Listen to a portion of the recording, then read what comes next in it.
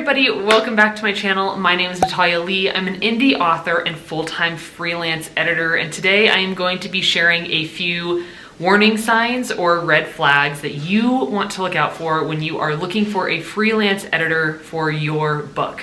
All right, let's go ahead and get started. So today I'm going to be sharing 7 red flags to look out for when you are shopping around for an editor for your novel.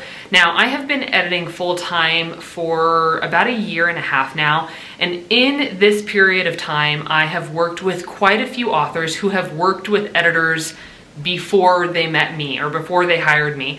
And through working with these authors, I have picked up on a few red flags that they might have missed when they hired the editor that they hired before me. So this is a little bit of a mashup of things that I've just learned on my own, things I've learned through classes I've taken, things I've learned just from being in the industry, and then things I've learned from my clients who have worked with other editors. So like I said, I've got 7 red flags that you are going to want to watch out for. So let's go ahead and start with red flag number 1. The first thing you're going to want to look out for are errors on the editor's website, social media, etc. Now, we are all human, editors are human, and errors slip through. There's a reason why you want to hire a copy editor and a proofreader, because errors happen and no editor has a 100% success rate. All right, so we're not trying to hold editors to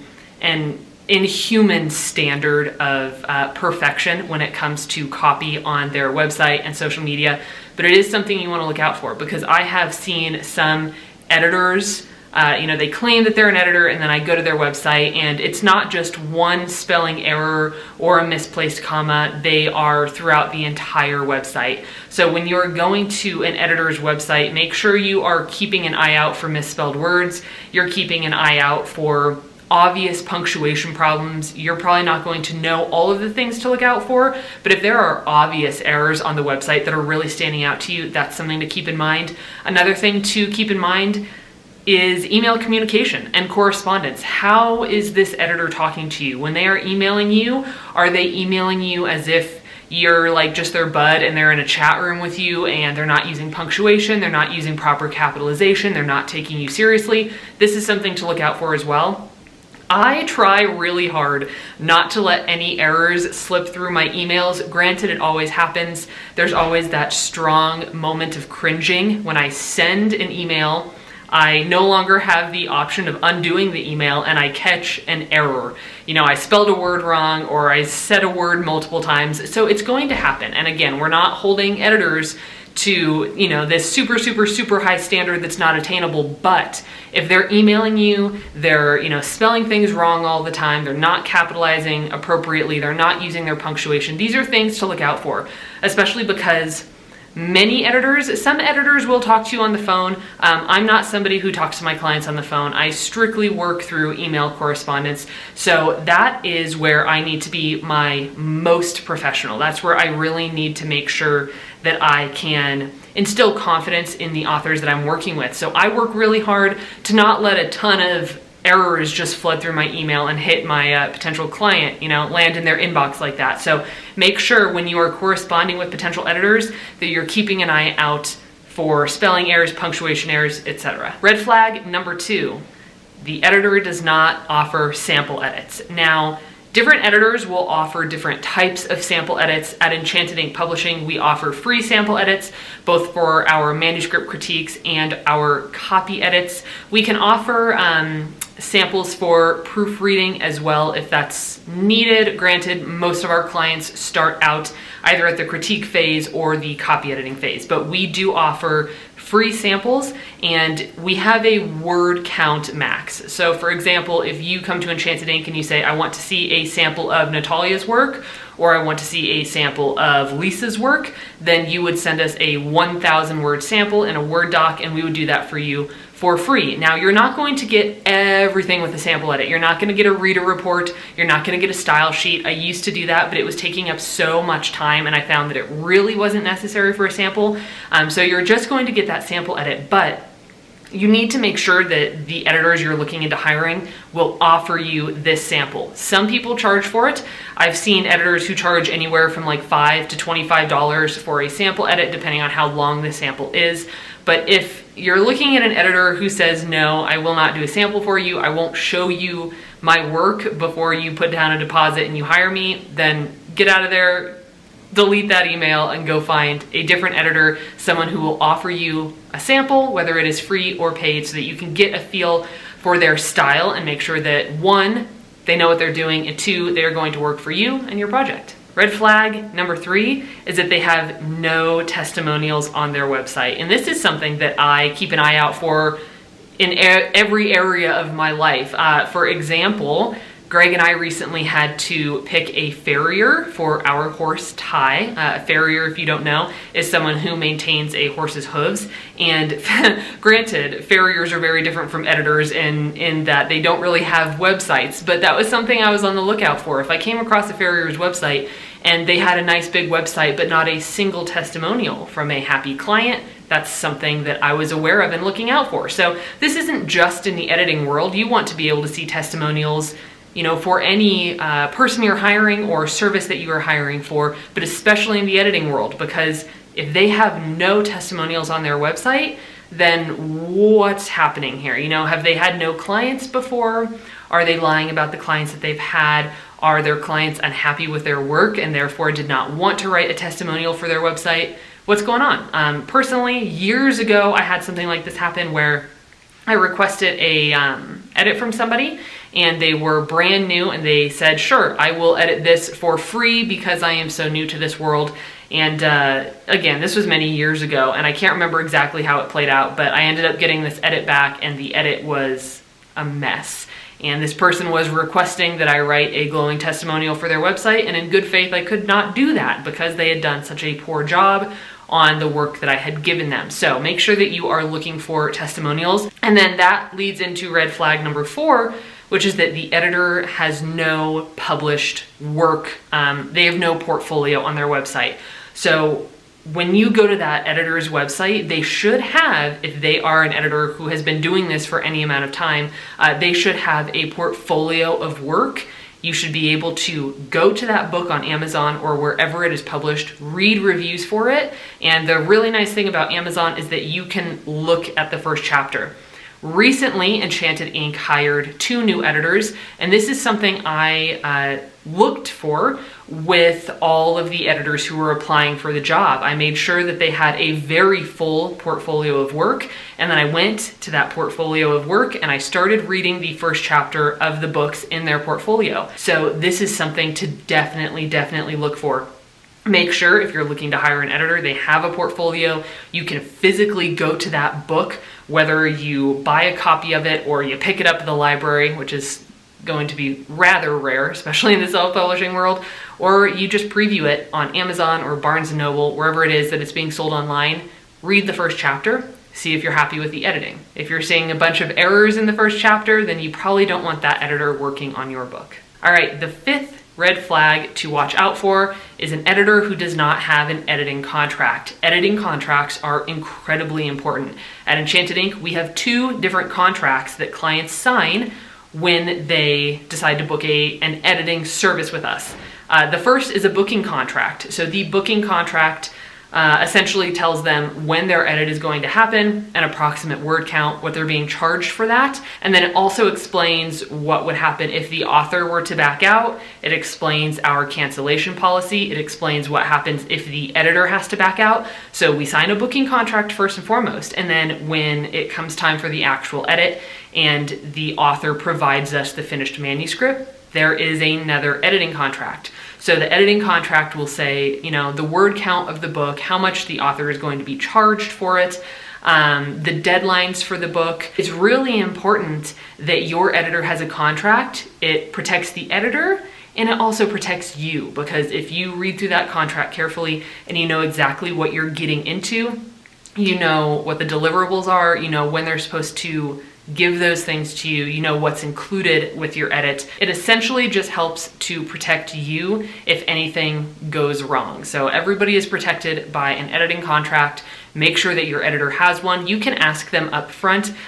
We've had many clients ask us up front if we have a contract. So make sure when you're hiring an editor, ask them if they have an editing contract so you know what you're getting yourself into. All right, red flag number 6 is that if you're getting a copy edit, make sure you're gonna get a style sheet. I am consistently surprised at the number of clients who hire me to be their copy editor or their proofreader, and then when I request the style sheet from their copy editor, the editor who worked on the project before me, they don't have it, or they don't even know what that is. A professional editor should know what a style sheet is, and they should provide you with a style sheet. This is incredibly important, especially if you are writing a series. If you are writing a series, you 100% want to make sure that you have a style sheet because you're going to want consistency throughout that entire series.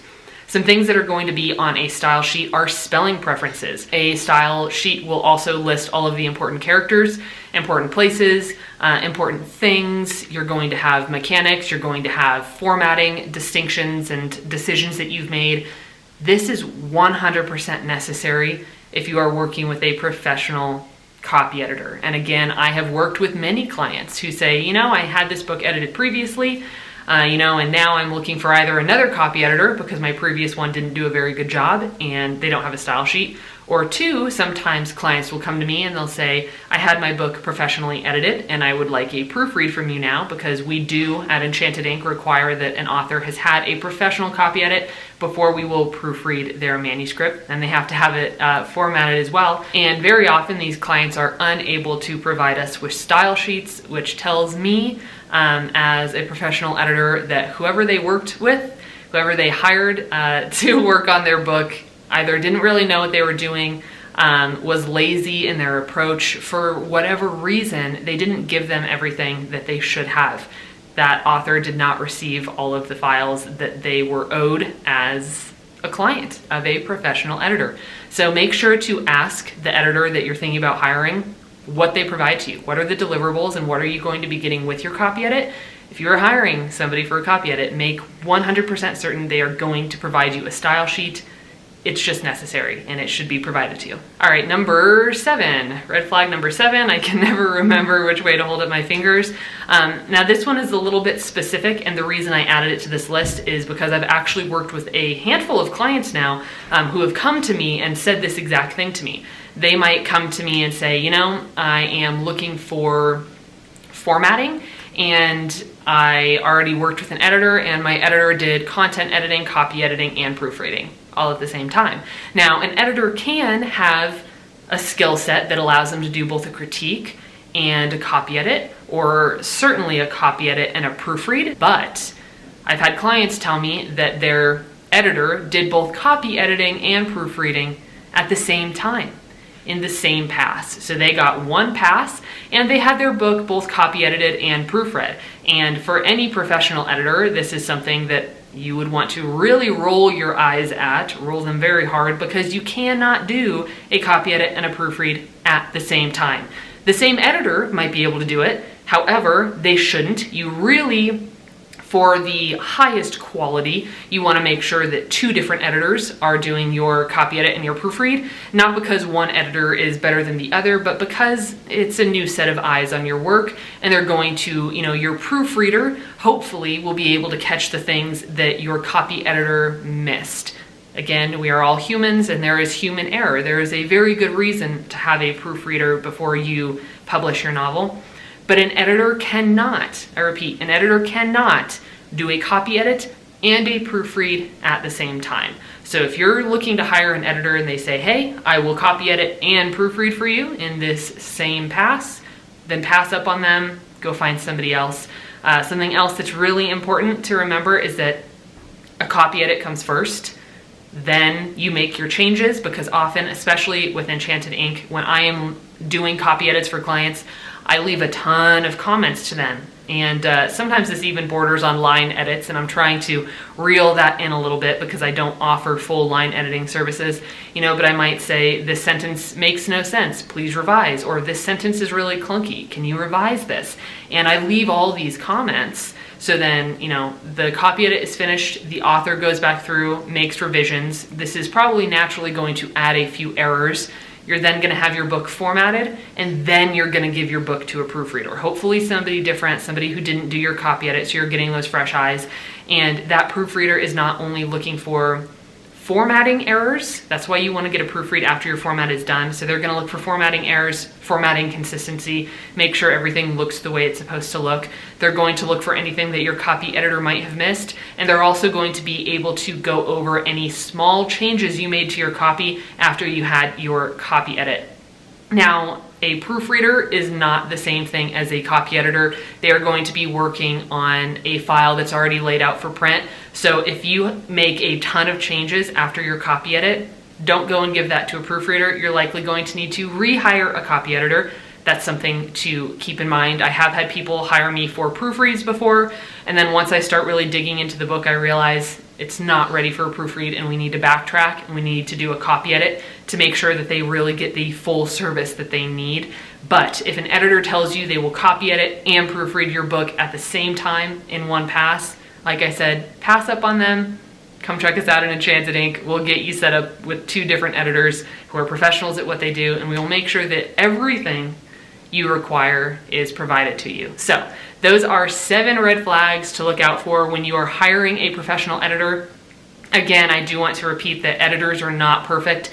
We are all human. We will all spell things wrong sometimes. Our brains will fill in words that are missing. So it's going to happen. You don't have to, be looking for an editor who has a 100% success rate. Random little story here.